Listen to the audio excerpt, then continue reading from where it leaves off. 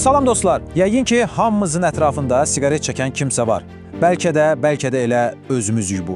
Amma heç fikirləşmisiniz ki, o adi görünən tüstünün arxasında bədənimizin içində əslində nələr baş verir? Gəlin, bugün məhz bu mövzuya baş vuraq və siqaretin bədənimizə təsirlərini bir-bir açaq. Bəli, əsas sual budur. Siqaret həqiqətən bədənimizə nə edir?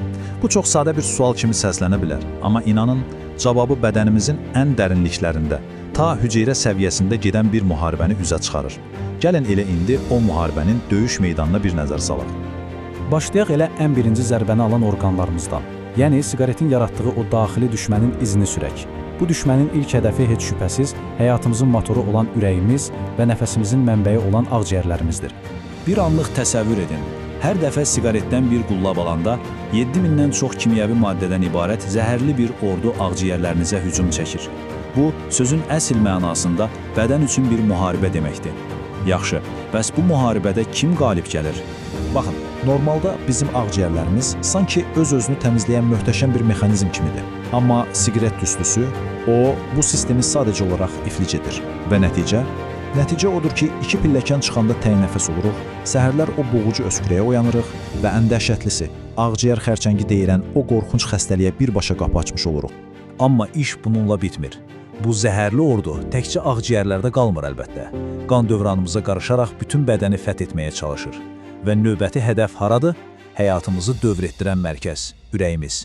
Siqaret qanımızı sanki palçıq kimi qatılaşdırır. Damarlarımızı isə zamanla daralan, sərtləşən borulara çevirir. İndi bir düşünün, ürəyimiz o dar borulardan bu qatı qanı keçirmək üçün nə qədər çox işləməlidir, nə qədər əziyyət çəkir.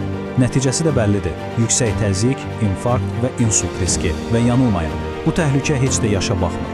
Yaxşı, bəs siqaretin zərəri təkcə içimizdə, gözlə görmədiyimiz yerlərdə mi gizlənir? Təəssüf ki, yox. Gəlin indi də onun beynimizə və hətta birbaşa görünüşümüzə vurduğu zərbələrdən danışaq.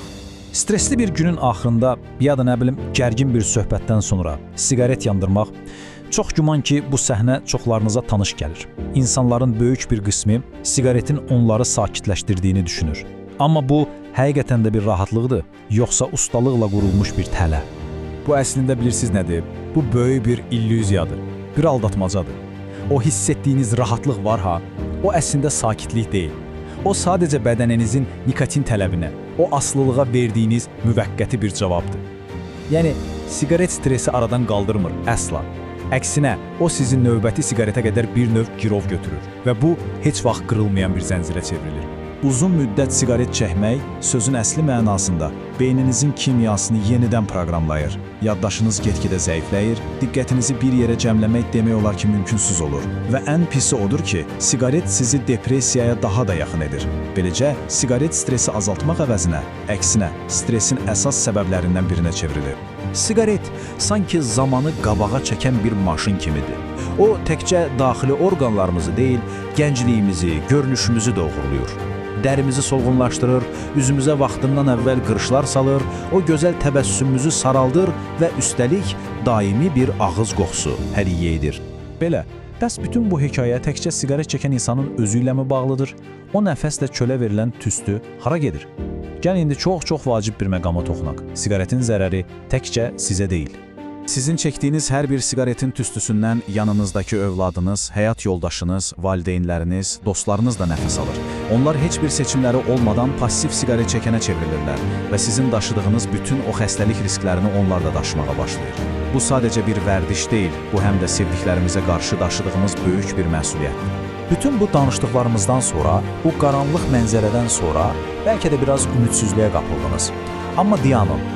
Hekayənin ən gözəl, ən vacib hissəsi elə indi başlayır. Çünki sağalmaq mümkündür və bu, hamımız üçün bir ümid mesajıdır. Bəli, heç kim demir ki, bu asan bir yoldur. Ciddi iradə, böyük səbir tələb edir.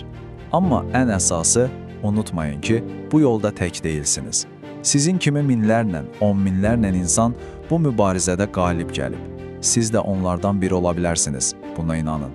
Əsas məqam bilirsiniz nədir? Siqareti atdığınız o son saniyədən etibarən bədəniniz sizə təşəkkür etməyə başlayır.